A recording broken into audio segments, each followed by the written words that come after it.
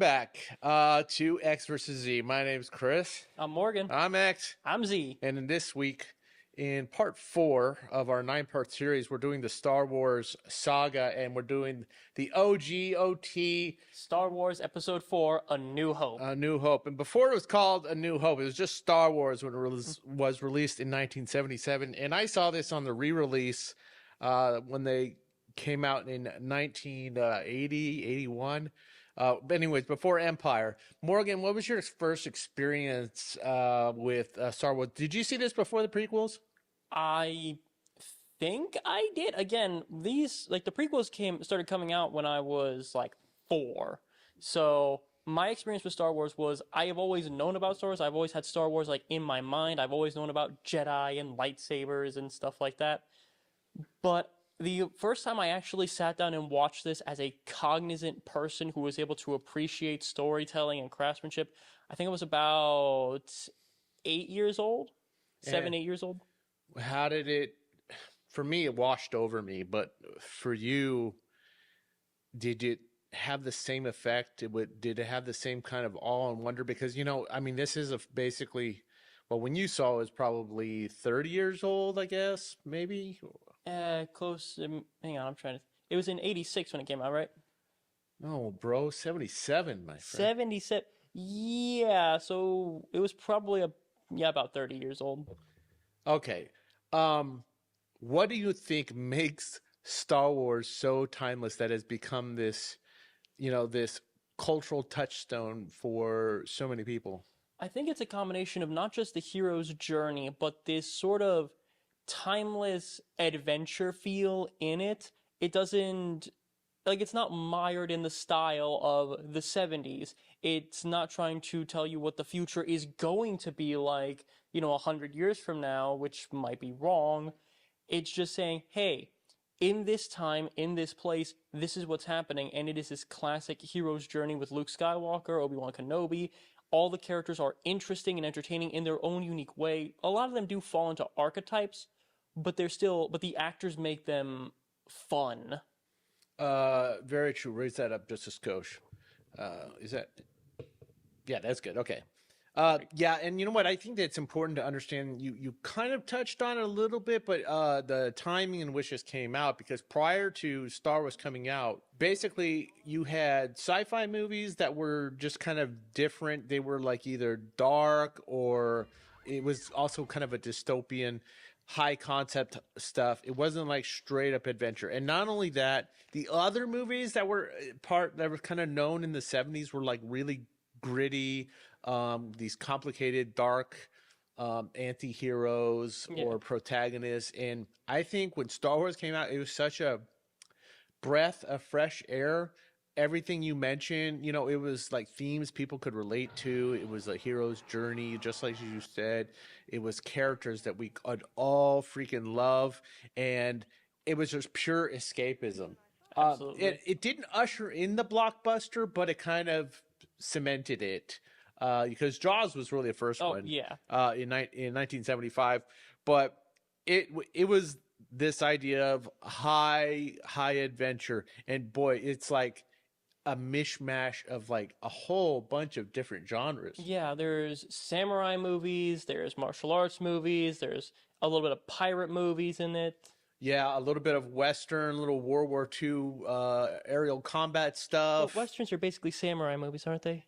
Well, I guess we're kind of splitting hairs here, but if you want to talk about it exclusively to the idea of a lone gunman or, but basically what we're really talking about in terms of that, in terms of the Western, I guess you could say like Han Solo is somewhat of a cowboy. Yes, he's he has a smuggler, quick draw moment. Yeah, Oscar. Yes, I bet you have.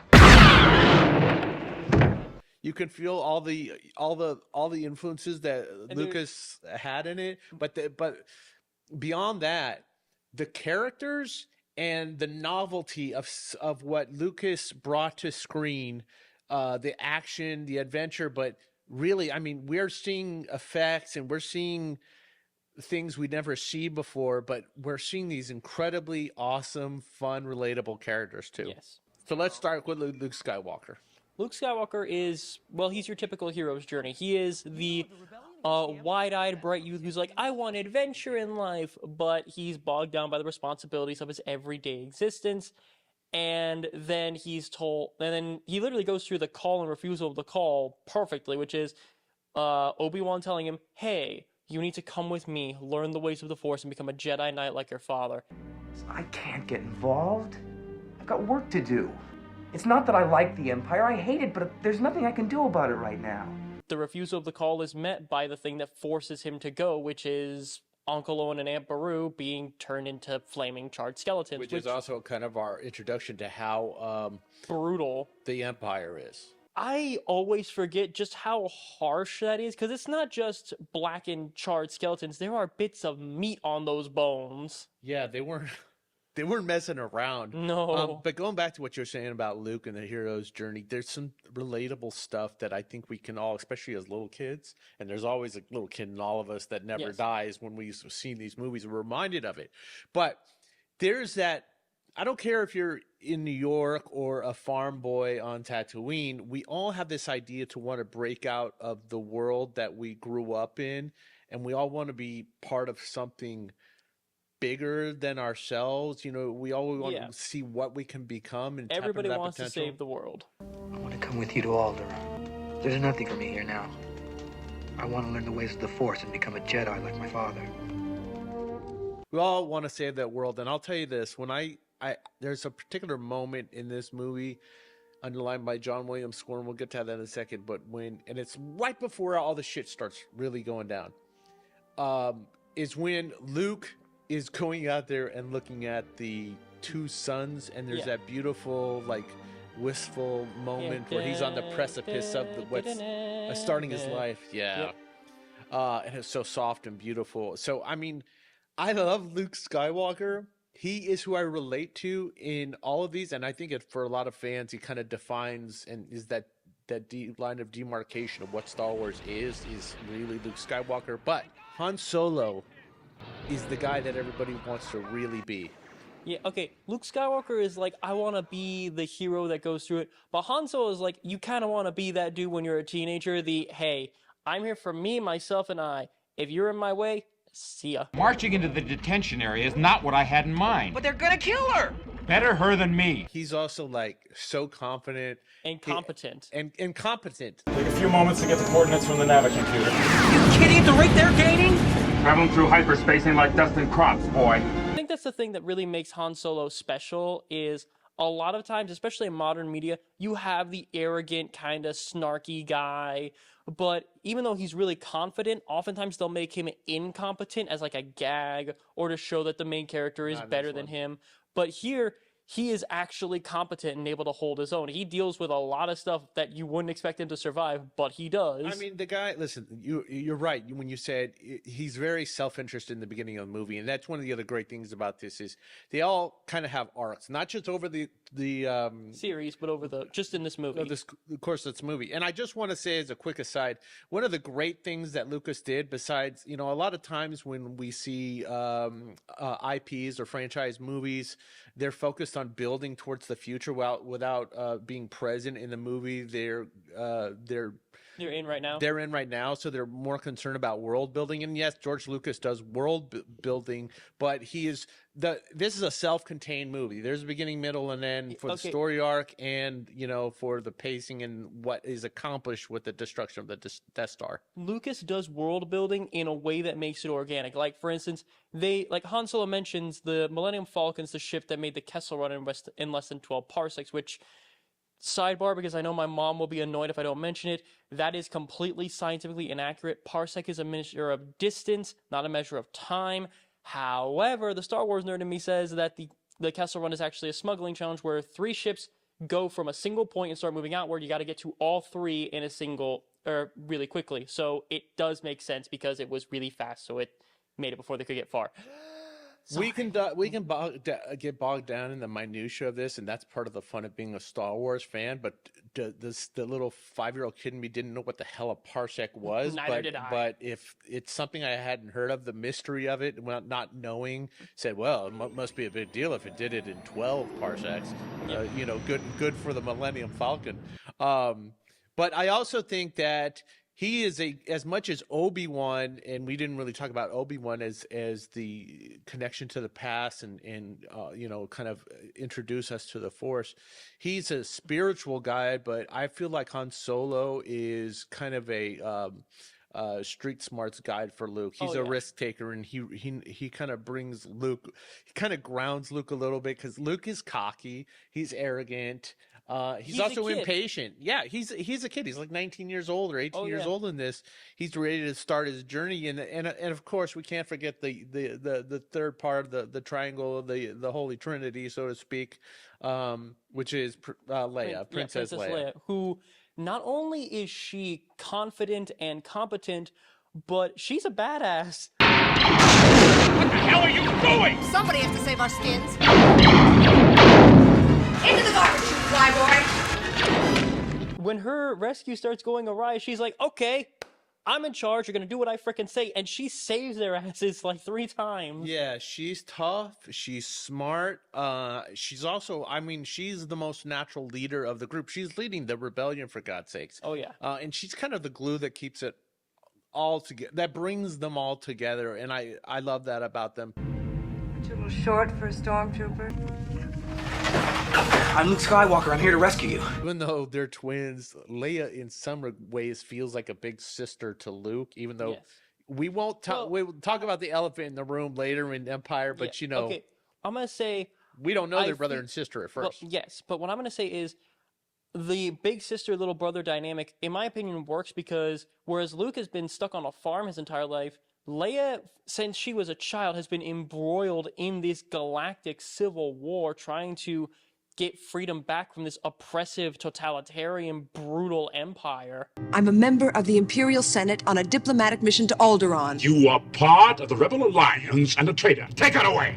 Han and Leia, there's this friction and chemistry between them where it's like... Yeah, she doesn't take his shit. I don't know who you are or where you came from, but from now on, you do as I tell you, okay? Yeah, she doesn't allow him any of his garbage, and it's just like, hey, I'm going to tell you exactly how it is, I'm going to tell you exactly what's going on, you're going to do what I say, and I'm not going to fall for any of your bravado, blowhard bullshit. You know, sometimes I amaze even myself. That doesn't sound too hard. So we got all them together, but none of that would work unless they had the most iconic villain to ever grace cinema or pop culture in Darth Vader / Anakin Skywalker. We don't know that yet, but most people don't even know he exists. And when you do see him, you know you are going to fucking die. If this is a consular ship, where is the ambassador? Since you mentioned Anakin Skywalker, I'm going to bring up something. They do, at the start of this movie, really plant the seeds of who was Luke's father. Because, Owen mentions him at the start, died about the same time as your father. And then Obi-Wan tells Luke. I wish I'd known him.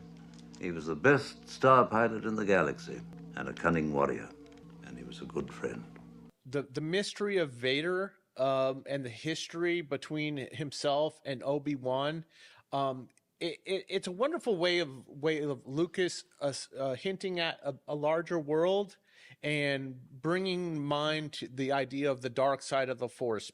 A young Jedi named Darth Vader, who was a pupil of mine until he turned to evil, helped the Empire hunt down and destroy the Jedi Knights. Vader was seduced by the dark side of the Force. He betrayed and murdered your father. The fact that there's an underlying spiritual power that can also be manifested and channeled is really important part of this whole franchise. It's an energy field created by all living things. It surrounds us, it penetrates us, it binds the galaxy together. I also want to mention the first 2 times we see the Force used by Obi-Wan are very much defensive. You see him making that big woo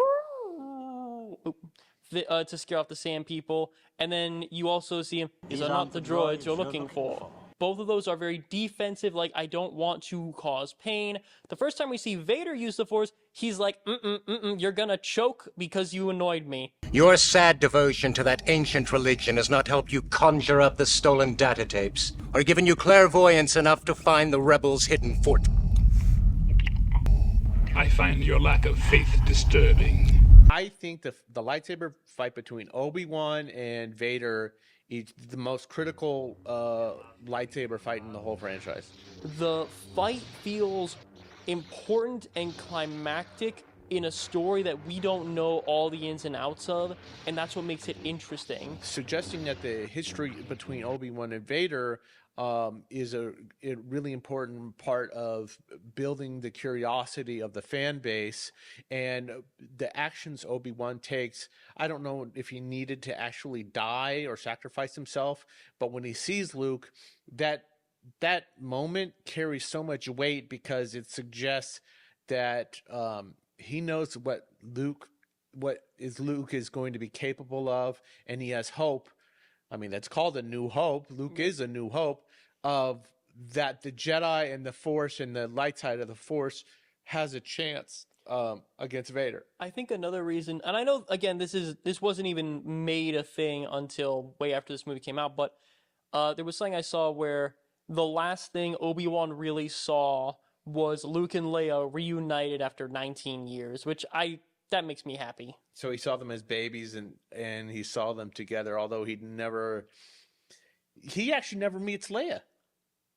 No, he doesn't. Isn't that weird? I never thought about that until this moment. Okay, so as iconic as Vader is, and this whole movie is, the iconography of the lightsaber when we first see it, Yes. when he shows it to Luke, when he uses it in the cantina, it can be used to kick ass. It's absolutely there for like offense and defense because we see Luke training, but man, as soon as that thing popped up, that was like anyone with a brain knew we got to make toys of this thing. You talked about toys, and to me, the Millennium Falcon was the most iconic ship, except for maybe the Enterprise for Star Trek, and I'm a Star Trek fan. Yeah, at least of the original stuff. I'm gonna say the Falcon is probably more iconic, just because of how much more, like, essentially toy it is. Because yes, we know the Enterprise can defend itself and everything, but it's an explorer ship. The Millennium Falcon is a beat up old junker that. The best way to describe it is someone took an RV, put a mounted gun on the top, and said, "Let's frickin' ride." What a piece of junk! She may not look like much, but she's got it where it counts, kid. And there are so many toys of the Falcon. There are so many different iterations and versions of it. And I think that right there, the toy aspect of it. The toy aspect of that, R2, C-3PO, all the characters, the whole idea behind this movie is that people wanted to be a part of this universe, and they kind of want to take it home with them, and that's where one of the geniuses of George Lucas comes into play. He understood, he might not have conceived these to be toys per se, but he knew the audience that were going to be watching this were going to be kids. They're going to be kids. Yeah, and that's the thing about Star Wars is because we see so many pieces of it, but not the whole galaxy, you come up with your own stories of what can happen in the galaxy, and there's tons of stuff from Star Wars that does it. There are role-playing games, there are tabletop RPGs, there are card games, there are board games, there are video games, and again, like you mentioned, the toys. Every kid that I know wanted a lightsaber toy. I still have the lightsaber toys that my mom got me when I was a little kid, and they are like because everyone wanted to be a Jedi, and everyone wanted the Millennium Falcon. I wanted that Lego set so badly when I was a kid, and I never got it, and I'm going to cry. The fact that George Lucas negotiated for the sequel rights and the merchandising rights was a stroke of genius. And I remember Kenner, who produced the original toys, by the way, the Millennium Falcon was for rich kids, by the way. It was like $30, and that seems nothing to anybody at the time. But if you grew up in the 70s and 80s, it was like no parent was going to spend $30 on them unless that family had HBO or it was Christmas and a kid really wanted the Millennium Falcon. Yeah. But before there was such a delay in the manufacturing of the toys that they used to send out these little placard cards where you could fit the figures for future purchase of the main characters, action figures that you would place in there. By the way, I mean, the fact that the merchandising alone kind of created a new paradigm for the idea of creating intellectual properties and the possible economic viability of them more than being movies. But the playability of the action figures, the ability to put yourself in the position and pretend you're Luke Skywalker or Han Solo. I mean, I think that the foresight by Lucas to have that is, it was groundbreaking. I mean, who didn't have a T-shirt? Who didn't want a lightsaber? And all that. But none of that would be possible unless the world was created by George Lucas, and the spectacle of Star Wars. And bringing the novelty of showing people what they hadn't seen before was pretty spectacular, and it required a really incredible collaborative process that did not exist. There was not an infrastructure that existed at the time, and so George Lucas, guess what he had to do? He had to make it, and it led us to all these incredible designs for aliens, and like and Mos Eisley. Like all these locations, all these creatures, all these people, the droids that all look so different. They all look and sound and act unique and fun. Yeah, and in order to do that, he had to create Industrial Light and Magic. No effects house existed, so he built it from scratch.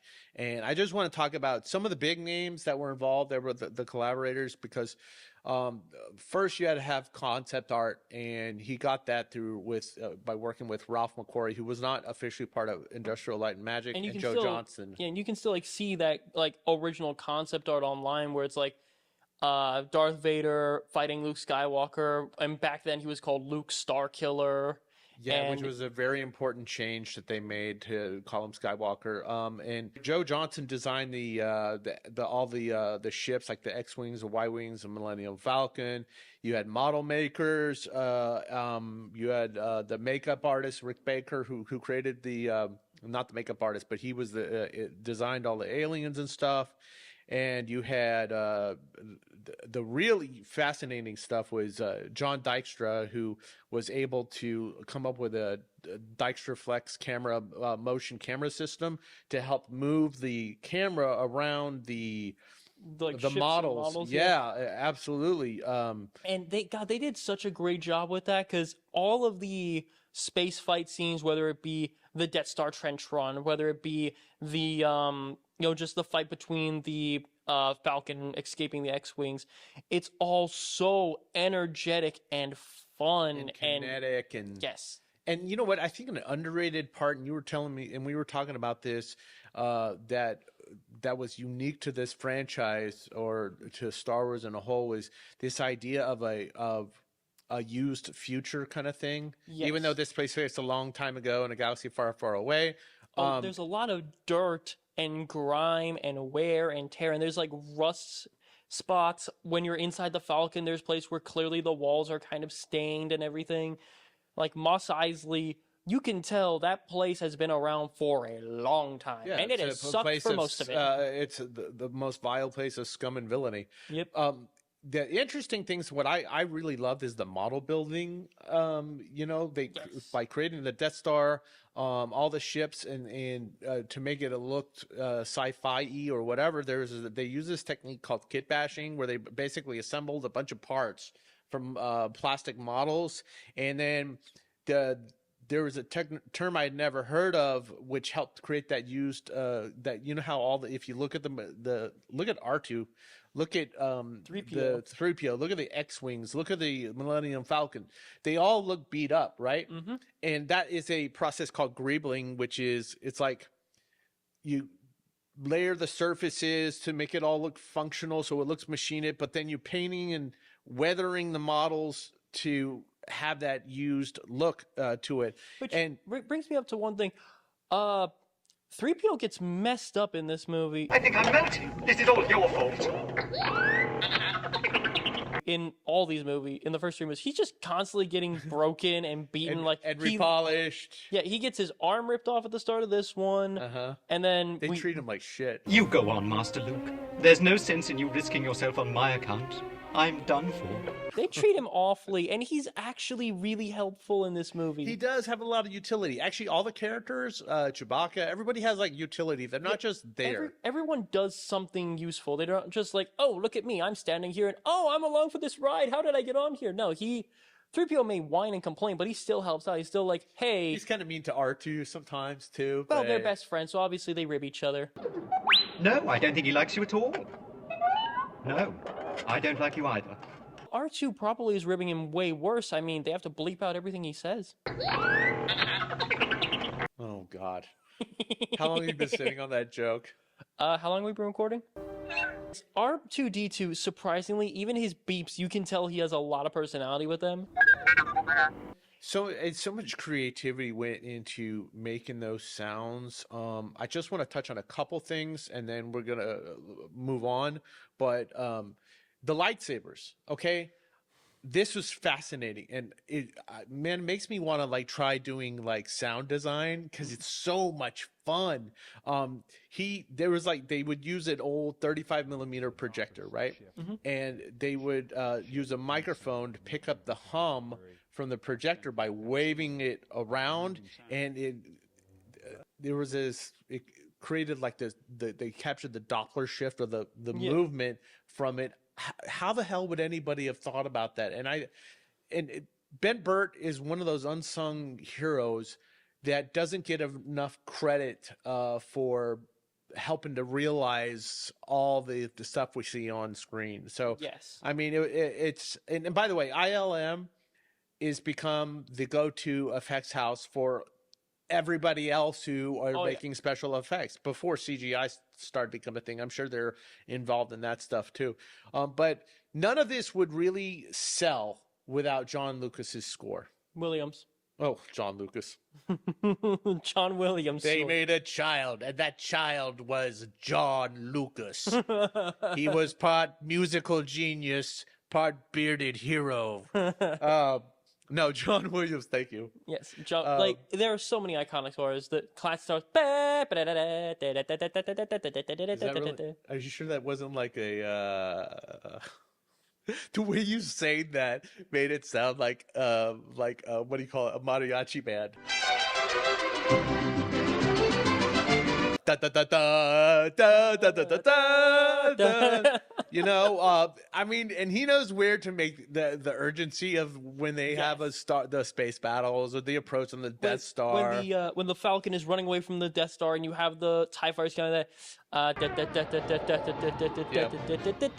like it's all so iconic and it works so well. And it helps define the characters too. Look at Darth Vader and the Empire. Dun, dun, dun, dun, dun, dun, dun, dun, dun.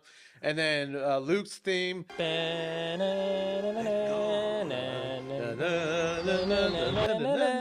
Boy, if that doesn't capture like the hope and adventure and possibility and the whole coming of age and wonder, I mean, it's essential to helping this movie become so beloved because John Williams, I don't know if Lucas saw it this way, but this could have easily been perceived and taken in as a silly adventure movie, but making it a sweeping epic and having this romantic sweeping notes by John Williams really elevated it from science fiction to space opera. Absolutely. And I think at the cornerstone of this whole franchise and this whole movie, putting all those elements together, putting all these wonderful actors together and bringing these characters to life. You know, there's two things that that resonate with me.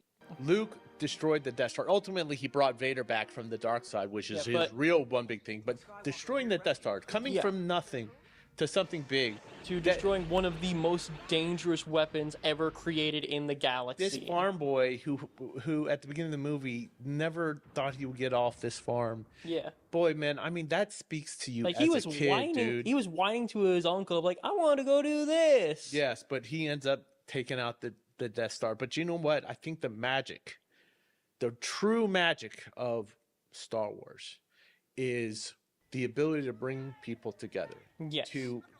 Movie is about relationships, it's about friendships, and it's about family. And on a personal note, this channel wouldn't have existed unless Morgan and I became friends talking about Star Wars.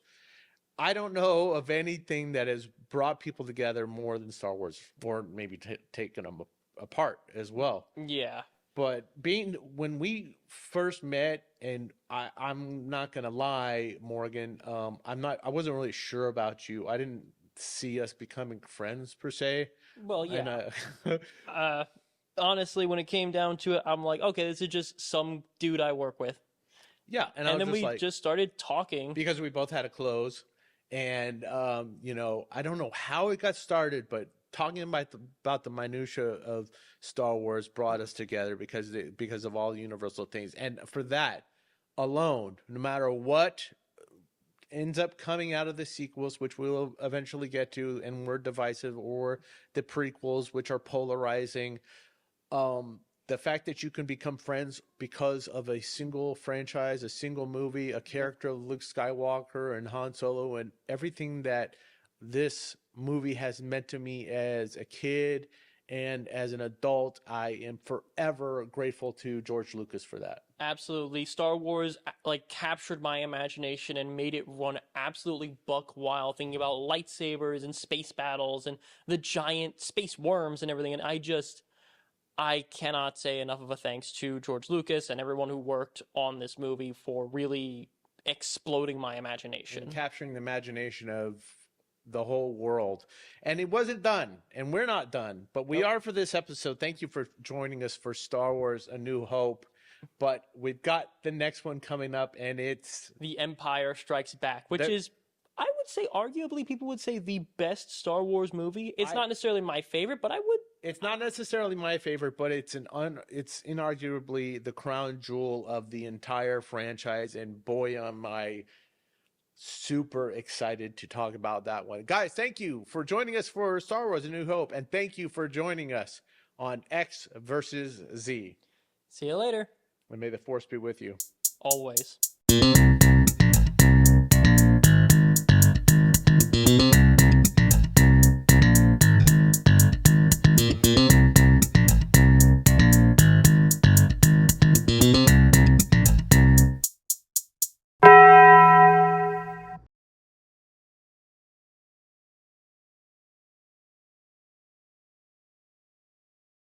The Force will be with you, always.